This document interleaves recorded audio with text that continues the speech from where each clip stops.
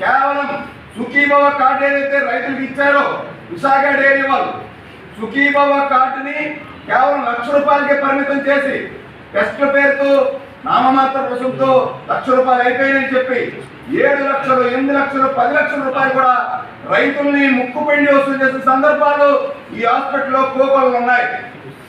రైతుల కోసం పెట్టినటువంటి హాస్పిటల్ని, పాడి రైతుల కష్టంతో పెట్టిన హాస్పిటల్ని పాడి రైతుల దగ్గర నుంచి ₹1,00,000 దోచుకుంటున్నటువంటి ఈ యొక్క డాక్టర్ పెంటగోడు సతీష్ కుమార్ ఆడారి కుటుంబం ఏదైతే ఉందో ఇది పూర్తి స్థాయిలో విచారణ జరిపించాలి.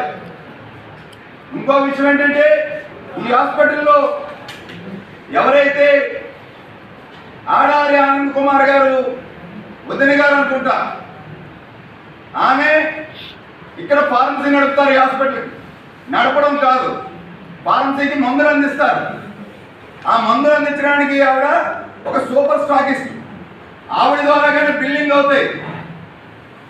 ఆ బిల్లింగ్ అయ్యేటువంటి దాంట్లో ఏటా ₹1,00,00,000 ఈ యొక్క ఆడారి ఆనంద్ గారు వదిన గారు సుజాత అనేటువంటి వ్యక్తి ఆమె ₹1,00,00,000 మందుల రూపంలో ఆడారి ఆనంద్ గారు కుటుంబం ఏదైతే ఈ హాస్పిటల్ దీంట్లో ముసుగులో కొట్టేస్తున్నారు.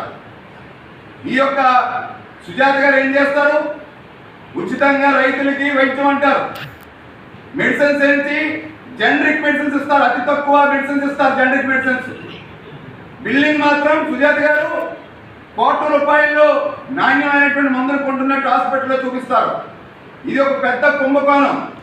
ఈ కుంభకోణంలో బోల్డ్ అంతరార్థాలు ఉన్నాయి. దీనిపైన పూర్తి స్థాయిలో విచారణ జరిపించాలి.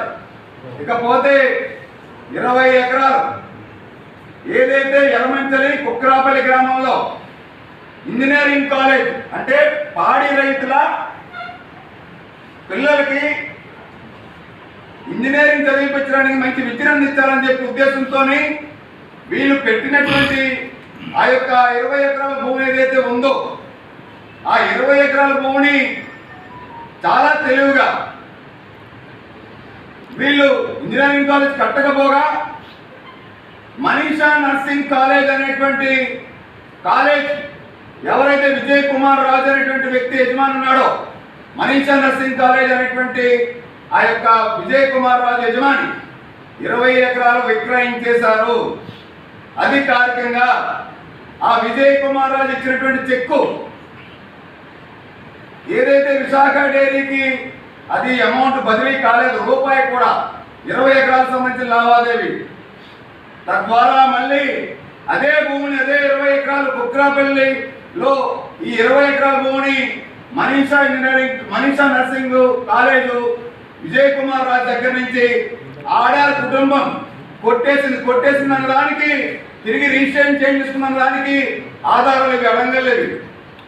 ఏదైతే సర్వే నంబర్ 19/2 అనకాపల్లి జిల్లా యలమంచిలి మండలం కుక్రాపల్లి గ్రామంలో వీళ్ళు Adari Tulasi Rao estate private limited పేరుతో మొత్తం ఆస్తిని కొనుగోలు చేశారు. కొనుగోలు అని కూడా ఉంది ఇక్కడ.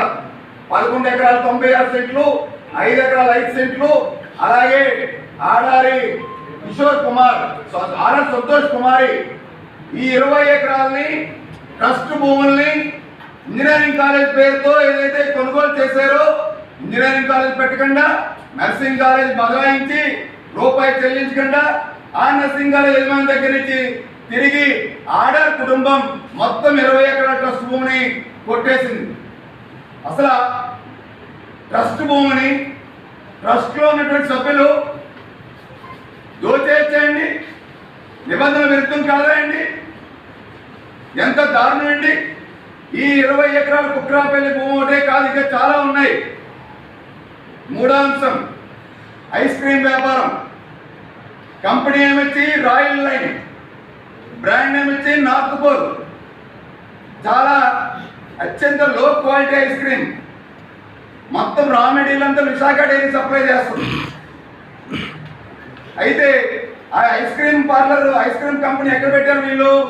మీ అందరికీ తెలుసు, విజయ్ సాయి గారు శాంతి. ఆ శాంతి గారి ఎండోమెంట్ దాంట్లో వీళ్ళు పెట్టారు. ఆ ఎండోమెంట్ దాంట్లో ఏదైతే వీళ్ళు పెట్టారో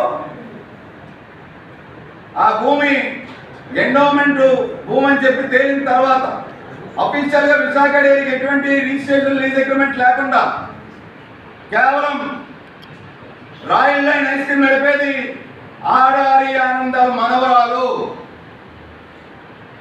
కుటుంబం. అక్కడ రాయల్ లైన్ ఐస్ క్రీమ్ పేరుతో అక్కడ యాక్టివిటీ నడుస్తుందని చెప్పి దానికి గుడ్ విల్ గా 50 లక్షల రూపాయలు నాన్ రిఫండబుల్, 1,50,00,000 రిఫండబుల్ అని చెప్పి 2 కోట్ల రూపాయలు ట్రస్ట్ నుంచి డబ్బులు చెల్లించారు మనవరాలు.